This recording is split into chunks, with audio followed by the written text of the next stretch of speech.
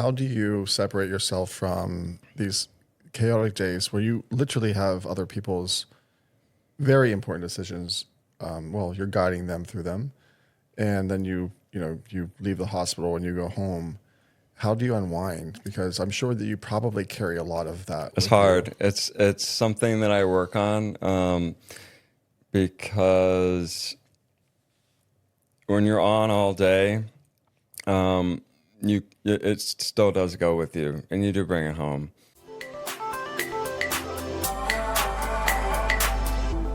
Hi, welcome back to the MINDBODY Method Podcast, and I am your host, Josh Grimm. If you don't have people who challenge you, support you, and call you forward, this episode matters. Brotherhood is one of the most powerful and most overlooked forces in personal growth. Let's face it, as much as some of us identify as true loners like myself that are happy in solitude, it's always nice to have that support system. Real brotherhood isn't surface level. It's accountability, it's honesty, and it's showing up when it's uncomfortable, not just when it's convenient. I wouldn't be who I am today without the men and the women who have, walked beside me, challenged me, called me out, supported me when things were heavy. I think one of my proudest traits about myself is that I honor those people in my life that do make an effort, and I do disclose how much the loves of my life has shaped me and my growth. This episode is about that kind of connection, the kind that sharpens you, grounds you, reminds you that you don't have to do life alone. We talk about vulnerability, trust, and what it means to be a strong presence in someone else's life. If you're craving that deeper connection or want to be a better friend, brother, sister, or leader, this conversation matters. Let's get into it. Hi, and welcome back to the MINDBODY Method Podcast, and I am your host, Josh Grimm. Showing up should be standard. Today's episode is about a deliberate brotherhood. It is about if you're saying that you're going to do something, you have a delivery that's going to actually have a positive impact on your friends and your relationships. My guest today is someone that has influenced and impacted a lot of the decisions I've made in my life, professionally and personally.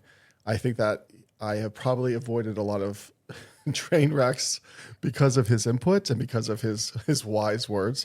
And today what I would love to have is a conversation with one of my dearest and closest friends, Adam. So, Adam, thanks for being here. Hey.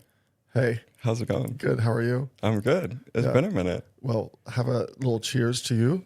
Holiday cheers. Holiday cheers. Great to see you. Nice to see you. I love the holiday spirit here, the foliage. Thanks. So let's talk a little bit about you at first. Introduce yourself. All right. And tell our listeners and our viewers who you are. I'm Adam. I think we've been friends for 11 years now, something like that. Doctor, husband, son, brother. Living in New York City, originally from Texas. Mm-hmm.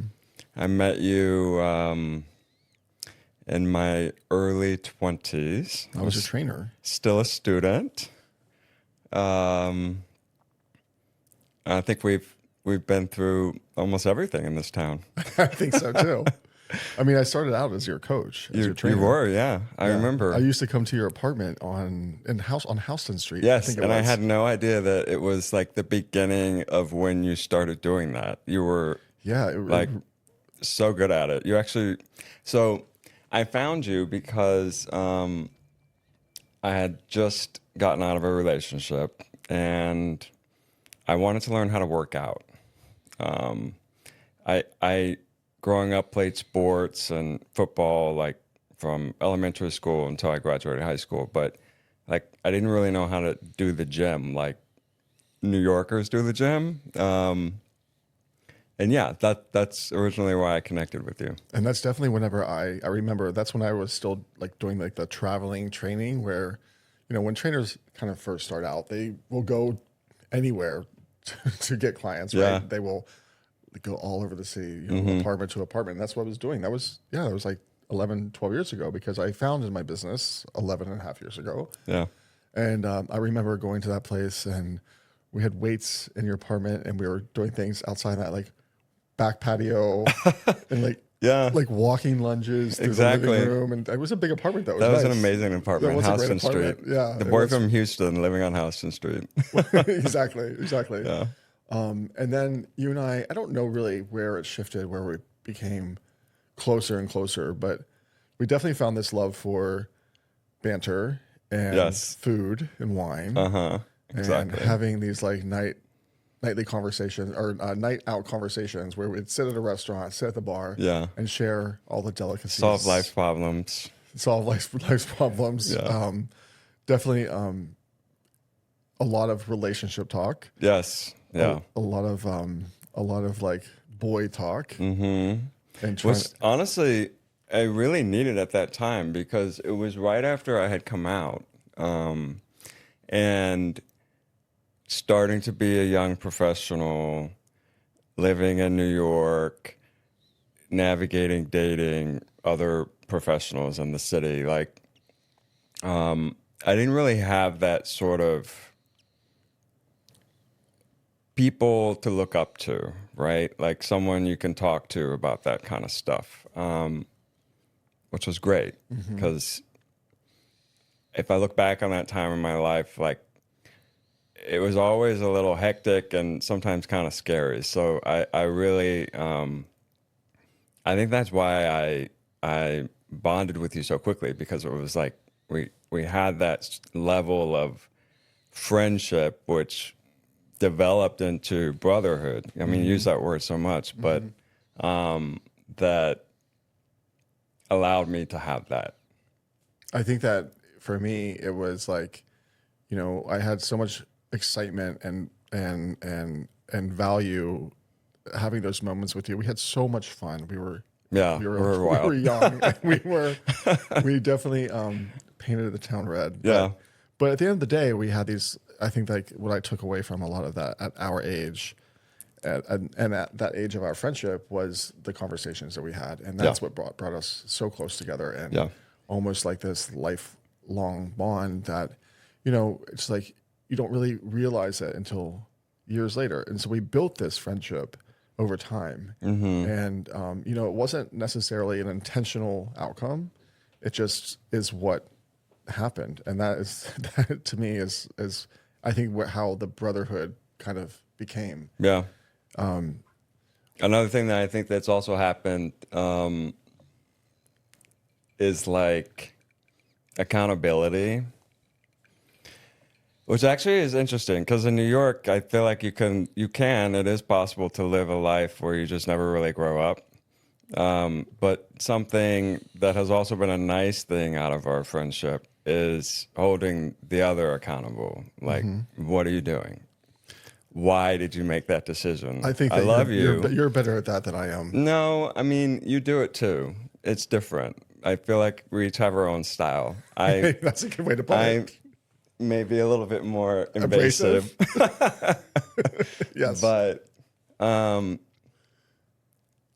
if I don't care about you, I don't say anything. I know that now. Silently. 100%. So you're a doctor, you're a podiatrist. I am, yes. You're a surgeon. Yep. You sometimes share stories and photos that make me queasy. Yeah. My weeks are intense. Very different than yours. Yeah. But still intense. Yeah. What do you like about your job? For me, I thrive on that like human connection. Days are hard. Patients are humans. Sometimes it's hard to. Well, they're also vulnerable because they're hurt. Yeah, I meet patients that are like in pain or scared because they're really sick and have a lot going on. We're discussing like whether or not they're going to lose part of their limb. I meet really intense athletes in the city who are impossible to treat because of that sort of mindset of like everything has to be perfect, and they become super hyper focused on their symptoms, right? I meet a variety of different types of people every day whose personalities and needs are very different. And I think that what I love most about my job is that human connection that I get from them.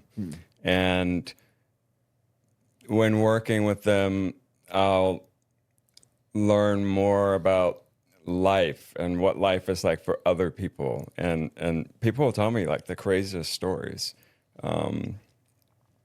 And I gain something from that. I think their vulnerability, and then you have this authoritative figure or authoritative. Like, that sounds so scary. you have the knife, you have the scalpel in your hand, right? I don't run around with the scalpel in my hand all day. No? Weird. Usually they're asleep when I have the scalpel. Okay. But you are the authoritative figure in their life at that moment when they're vulnerable and they're feeling. So that's another thing that I'm very big about with patients, because there are certain patient populations. I work for a big city hospital who are but they can be passive about their decision making and maybe don't fully understand all the implications of it. And it's very important to me that they are making a fully informed choice and that it's their choice. Go ahead. That I'm not pushing on them. And people will tell me, and they're like, I want you to tell me what I should do. I mean, you were an incredible listener. Probably the most of all of my friends. Which is a huge compliment because I can't hear. I wear hearing aids in both ears. Because you're deaf. Hearing impaired, not deaf. I'm sorry. Excuse me. I'm sorry. Because you're hearing impaired. Yes. But you are. And I wonder, like, whenever you're having these conversations with your patients, are you able to completely stay focused and in that moment just with them? Are you able to get rid of the outside noise of anything that's going on at home, family, friends, whatever? You're able to stay present with them. I actually was talking to my mom yesterday about this crazy surgery I had this past week that took almost all day. It was like so long. But I feel like my personality is a little bit scattered internally, and it is hard for me to focus sometimes. But for some reason, like in that moment when I'm supposed to, I squeeze it out, and it's because they're looking at you for like direction, help making that decision. Of course. You got to do it. The hospital is a chaotic environment. It can be very loud, which can be hard on these hearing aids and me. Sometimes I'm using an interpreter on a screen or on a speakerphone, and making sure that the other person knows what's going on and is making the decision that they want and believe in. It can be a challenge. Right. Of course. So. Back to what I was saying, when they say to me, like, you tell me what to do, that is when I know that I have to like pause, back it up, slow it down, and I say to them, no, it's your choice. You have to be the one making this decision. Let's talk about it until you do make a decision. How do you separate yourself from these chaotic days where you literally have other people's very important decisions? You're guiding them through them, and then you leave the hospital and you go home. How do you unwind? Because I'm sure that you probably carry a lot of that. It's hard. It's something that I work on, because when you're on all day, it still does go with you, and you do bring it home. Right. My husband points this out sometimes. For me, a big thing has always been like, it sounds kind of weird, but just showering. Like there's something about water falling on me. It's just kind of like a little bit of a reset. I love that. Sometimes it is about just getting under that water and feeling that all of that on your body. It feels amazing, just washing things away. And your husband is incredible. Diogo is an amazing human, and he's supportive of you and everything else. Yeah, very. So whenever you do finally find that time to like kind of disconnect, who is Adam then? That I know who Adam is then, but who is Adam whenever you are? You're a foodie. A little bit different, not as like focused, more relaxed. Your impression. I love to cook. Yes. I love flowers. Like I literally will stop in a flower shop on the way home and just talk about the colors and the plants So with this woman that owns the shop. Flowers all I know. It's like It started with this last job. Like I just would have a crazy day, and it's like this is something nice and calm. I love bringing friends together in our home and just chilling out. Those are the kind of things that I do to like change the pace of the day and get ready for the next one. I know the answer to this, but what was your favorite part about 2025? It really has to do with the time that I got to spend with family and friends. And it was revolving around getting married, which was an amazing experience. But it's just like that time spent with everybody. Because planning for the wedding and planning for a wedding that is not in this country means that you have to be very intentional. Yep. And your husband is from Portugal. And so like having two families on, your family's in Texas, his family is in Portugal. So there's a lot of like moving pieces. There's a lot of moving pieces. There was a big thing to plan. And both families are so exceptional and they both want to be such a big part of both of your lives. It was awesome. Yeah. It's a perfect piece. Yeah. The greatest part of it and my decade, I think, was just like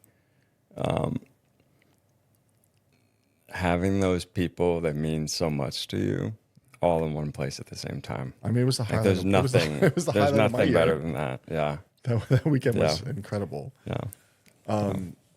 So what do you think that you see yourself doing next after, or how does your career path change where you are right now as a podiatrist? Where does that go in that world? Right now, I am working for the hospital. It's good. It's challenging. I do think that I am looking for the next step. I feel like I have this one under cruise control. It's funny whenever you have things like under cruise control, like when you get comfortable, it almost for people that have a kind of elevated mindset, it feels stagnant and it feels boring and it feels complacent. That's sort of what I'm reflecting on while speaking at the same time. It's like, I don't feel stagnant, but like I'm like, where is the next thing, right? Like what's the next step? I also I think I'm not one of those people that's like just solely career focused. I agree with that. Which 100% with you. Our friends and my husband and like a lot of people in New York, it's like they're just grinding, and they're so focused on career, and it matters. And what you do every day, it matters. And whether or not you derive happiness from it, you feel like you're growing, you feel like you're making a difference, money matters, all of that. But there's other parts that matter just as much to me. And I think that I'm starting to give more focus and attention to that. Mm-hmm. And I don't know where it will take me. I have goals of having a family, and we're going to do that, and it's going to be a wonderful thing. But we'll see where like bringing other parts of my life take me in terms of career. And I think it's normal to question like what you do, where you are, what you want. You do have in our constant talks, like you do have a ease and flow about your life, an intentional ease where, like there's a direction, there's drive, but that's already taken care of, right? It seems like you have gone into this new chapter where you are ready to celebrate life, right? You have checked off a lot of boxes already, and it's time to actually really experience what life is. I wonder if part of that is because you married a man that's not from the United States, where we are so career driven. I mean, that's an interesting thought. You know what I'm saying? Like he's from Europe, he's from Portugal, and they live life like a little differently. Fucking hammer though. He is very like career focused, and right. And I would say maybe I have a little bit more of the European mindset, if that's like an inference that you're making. I think it's just it's nice to have that feeling that you want to not just put all of your intention, all of your energy on work. I think it's nice to like try to figure out how to explore what life really has to offer. I see people who I care a lot about, and they let those parts of them go a little bit, and I think that sometimes it can make people unhappy. I think that you and I have had so many conversations. You are the one, and you know this already, but you and I had that one conversation one night over drinks and food at your apartment a couple of years ago, and you were really intent on pulling out of me like what I wanted my next steps to be. Yeah. Because it's something you were hammering it in and hammering it in, hammering it in. And like whatever, the first few answers I was saying, you were not accepting and you were not having it. And you're like just diving and diving deeper and deeper and deeper until you really were pulling out of me that I wanted to be a teacher. Yeah. Like a coach. Like just not just training anymore, but to actually give a presence to other people to share what I actually have to say. And I couldn't believe that it was possible. This is probably 2 years ago. You've done that for me. Like, there's no reason why you shouldn't be able to do that. So that conversation. And on a larger scale, too. That conversation in your apartment on that sofa with all that wine is really what gave me the drive and the momentum and the belief to say, like, okay, I see something bigger for myself. And it doesn't have to just live in my head.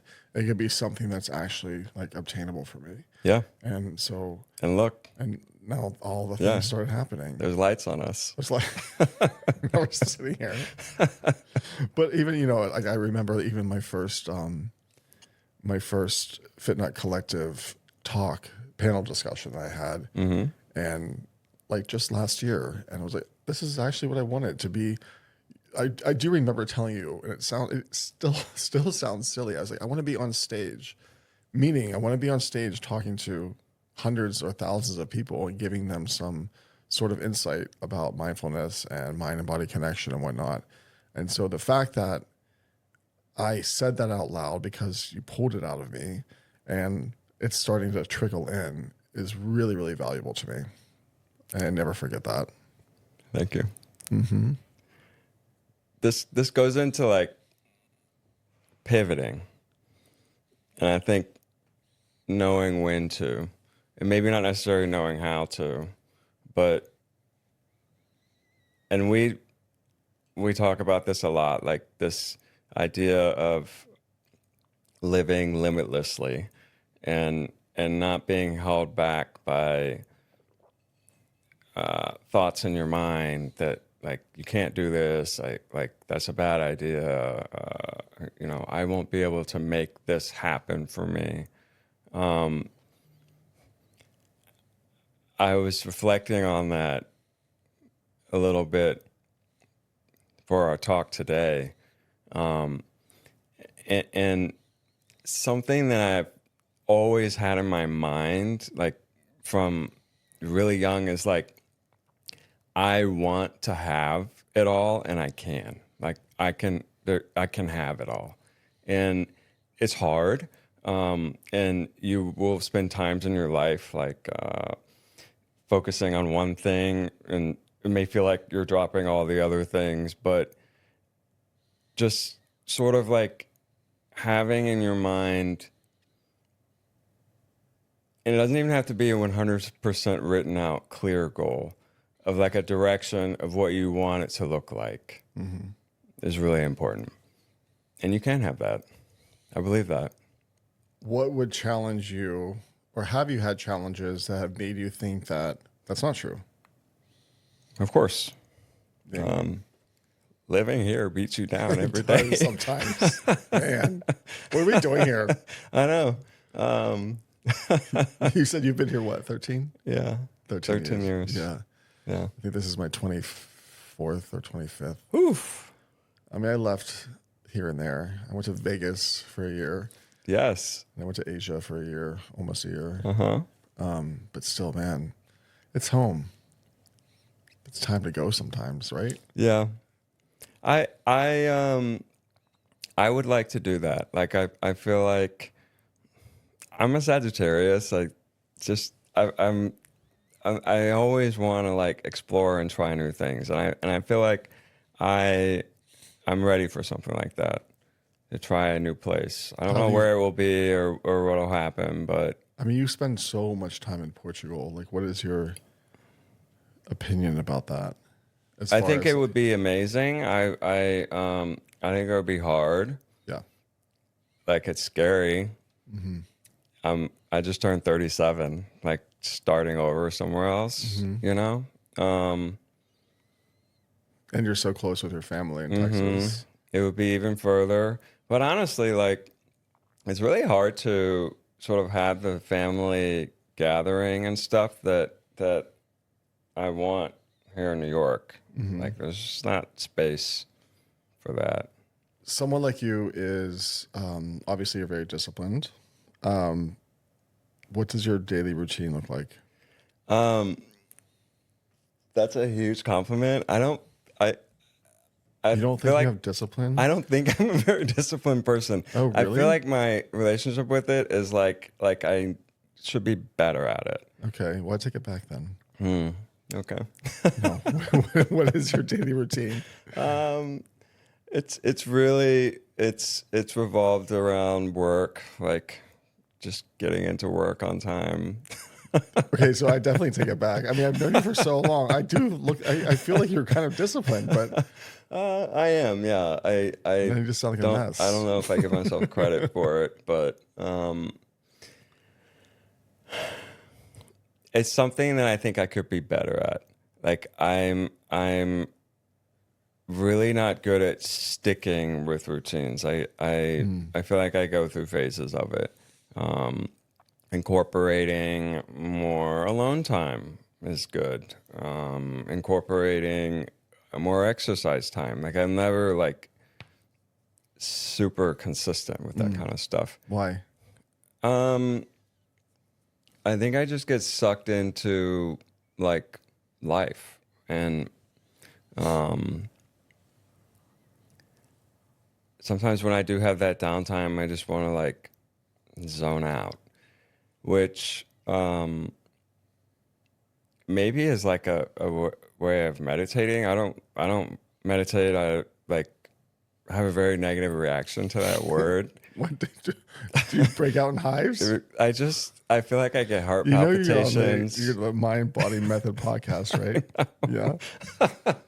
But I think that I am the type of person that can very easily get into like a relaxed and reflective state if I just give myself a minute and like stare out the window. I mean, that's a type of That's meditation. a meditative state. I'm sure. I mean, there's something I do called staring eye meditation, which is like I will maybe take it to another level than just staring out the window. But for instance, every once in a while, like there's this plant right here, and I'll look at a leaf on the plant, and I learned this from Master Coach Sri Akarshana, and I'll look at that leaf and I'll stare at it to the point where you don't blink. And to that point where it like hurts, you know what I mean? And your eyes start watering, and then like you have to blink, but then you keep doing it, and you do it for 5 minutes, right? And so you start to feel a little dizzy and a little bit lightheaded, but that's supposed to happen. And yeah, that's sort of something I incorporate sometimes. And you do get lightheaded, which is kind of fun. And then you come back to it and come back to reality, I guess, or present moment. And that was a little you feel a little better. Meditation. Yeah. Your eyes are dry and they're dry and they're also tearing at the same time. But like you may have passed out, but like whatever. It's like it works. You're very disciplined. You have like daily routine. I do. And it's like intense, right? Like you wake up like super early in the morning. Yeah, I was talking about this on another podcast. My alarm is set for 4:20. That's insane. Monday through Friday. Yeah. But lately, I just habitually have been getting up at like 3:38. And I don't know why that number, but it's always that later 3:30. And I like that. I mean, I actually wake up and I like do a nice stretch and I feel like, okay, well, I can like wrap my head around my day, even though my day is already kind of planned to have all these other habits and things. Even waking up earlier, I don't mind. I'm not tired when I wake up. I don't drink coffee. I don't drink caffeine. That's also crazy. Well, I mean, sometimes, listen, once in a while I'll have it, but I can't have it in the morning. I get jittery. But I do love mornings more than anything. More than anything. Oh my gosh. Mornings and those dusk hours. But yes, my routine is extremely structured. You're like not for everyone. Journal and stuff in the morning. It depends. Sometimes you have a full skin routine. I do, yeah. Like that's why your skin looks so amazing. Babe, I'm a single 45-year-old man in New York City with like a really busy schedule that has no time to offer. So I have to this is where we're different. You know what I mean? I like literally will grab whatever is left out on the counter and just put it on. Next time I step into a relationship, I'm like, all that stuff is going out the window. I'm just like, here I am. Yeah, you're gonna have to make some time for that. Yes, I have a very structured routine. Journaling is very valuable to me. I don't do it as often as I used to. I still have one sitting by my nightstand. I don't know why. I find that sometimes my penmanship it's funny when I go back and read it. I mean, I can't read anything that I wrote because my penmanship is because it's so too damn early in the morning. Well, no, it's that. It's like who writes anymore? Who writes with a pen? Oh God. But it's funny. It's but I do like to journal. I just don't do it enough. But yeah, I think it's the meditation, it's the face and skincare, it's a lot of stuff, but it works for me. What do you get from the journaling though? Like, well, so it depends. Do I you guess. actually go back and read it? Are you supposed to? I rarely have, but I had this conversation with someone the other day, and I actually opened it up and started reading it, and I honestly couldn't read anything I said. I think it's about for me, writing an intention for the day, writing my like deliberate creation of what I want. I believe a lot in segment intending. So like segment intending meaning that, let's say I know that for the next hour, I'm going to have a podcast with my best friend, Adam. So I take a few moments beforehand and visualize how that segment of my life is going to go. Or it could be like I have a very challenging client at the gym who's consistently challenging, and I'm not looking forward to that specific segment of my life. So I kind of prep myself and try to change the energy going into that segment or that hour to hopefully have a different outcome. So you're like manifesting, basically. I don't like that word. I do. I'm the feeler. I mean, I just don't know if I think it's a very broad general word. I'm more about like the law of assumption. Okay. And law of assumption to me means more than the like law of attraction, which is more like manifesting, I think. But law of assumption is when you actually have that assumption that things that you want are actually in your present state. There's a lot of like quantum jumping and things like that, and neuro-linguistic reprogramming that all comes with that. And that stuff interests me more because I think there's like a place where your brain can be rewired to actually produce outcomes that you desire. So maybe it's just a different form of manifesting. I just don't like the word because you see all these like Instagram girls saying it all the time. No, but you're like dictating. You're dictating what's going to happen, right? With law of assumption. With the journaling. That's the goal. I'm sorry. Yes. Yeah. I mean, it depends on what you're writing, right? Like you could write how you're feeling, what you dreamt. I mean, my journaling wasn't ever like, it wasn't a certain topic. It was kind of like what was on my mind for those moments. Yeah. But yeah, I don't do it that often. I do think that one thing I do, I don't know if I never talked about this.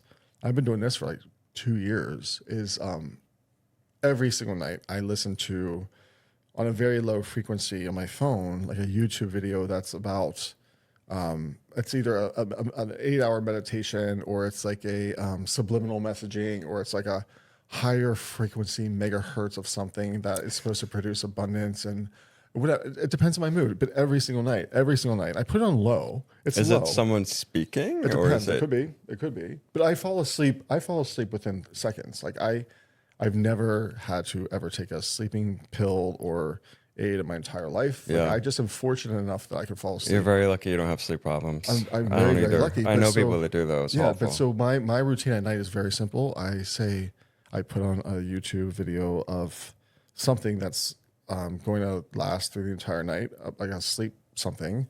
Again, usually it's like a subliminal messaging towards a certain topic. I'll purposely search for it on YouTube. And then I say my top 3 things that I was grateful for that day. I never, ever get past number 1 because I fall asleep like that. It brings you comfort. I'm just like, as soon as my head hits a pillow, I just always fall asleep. And then I wake up around like 2 or 3, or maybe even 11 at night. And now like kind of like be in this like dreamy state because that music's still on and I'm kind of feeling it. It feels good. So that's my, what are these things you're listening to? It sounds like hypnosis. They do say that's like, please do not like drive machinery or oh my God, operate a car while you're listening to these things. So maybe it's like, that's what's giving me these like wild dreams, but I sleep well, you know? Yeah. I mean, you're very routine focused and regimented. Yeah, I am. Which I think is good for you. I think so too, but it's also like, it can be scary and off-putting to others, but it works for me. It's not something that I need. It's actually now someone who I am. It's not a stress. It's not something that's extra for me to go and do these things. It's not like I'm like, oh shit, I have to check off the box. I need to meditate. No, it's just who I am. Yeah. It's how I work. It is how I operate. It's not effort. It's effortless. That's good. I don't know if I would know what to do with myself otherwise. Like I don't know if I didn't do any of these things, any of these habits, or tap into at least one of them in the morning. Like, what would I do? Like what? Dance around the apartment? Like, I don't know. Like, what do you do? Well, I mean, it helps regulate, right? Yeah. It's not scrolling. It's calming. Right. It keeps you more focused. And so, how do we get you to do a little meditation practice? I'm not saying right now. I'm kidding. I'll send you some clips or something. Okay, great. I think that we should do a little bit of like a little rapid fire round. A rapid fire round? Do you know what that means? No. Like questions? Thank you for joining me today on MindBody Method. This podcast is part of Pride House Media, hosted by me, Josh Grimm, produced and edited by Josh Rosenzweig. Original music composed by Nell Balabin. If you enjoyed this episode, please subscribe wherever you listen to podcasts. And while you're there, leave us a rating and review. It really helps others to discover the show. I'd love to stay connected with you, so join the conversation by following me at joshgrim_fitnet on Instagram and by emailing me at questions@mindbodypodcast.com.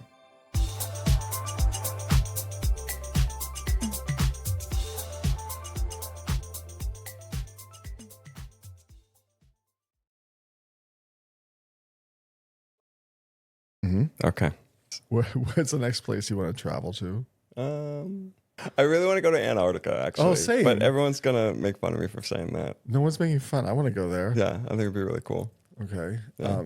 What is one behavior that you want to change about yourself? I have moments where I will pick up on like negative self-talk, and I want to like not do that anymore. What is something that you would want first and foremost to be passed on to your future child? The best parts of personalities of a bunch of faces that are passing through my mind right now in my family. what is one thing, a teachable moment that you had this past year that surprised you? This one was work related, and it had to do with like learning how to set boundaries and the value in them and that they're good. Last one. Are you proud of yourself? I am. I love you. I am really fucking proud of myself. Thank you for being here. Thank you for having me. I love you. I love you too. Wherever you're watching this podcast, please like, subscribe, ask questions. You can go to questions@mindbodymethodpodcast.com. You can email me there, or you can go to my Instagram at joshgrim_fitnut, FITNUT. We're here every Wednesday. Thank you. Thank you for joining me today on Mind Body Method. This podcast is part of Pride House Media, hosted by me, Josh Grimm, produced and edited by Josh Rosenzweig. Original music composed by Nell Balabin. If you enjoyed this episode, please subscribe wherever you listen to podcasts. And while you're there, leave us a rating and review. It really helps others to discover the show. I'd love to stay connected with you, so join the conversation by following me at joshgrim_fitnut on Instagram and by emailing me at questions@mindbodypodcast.com.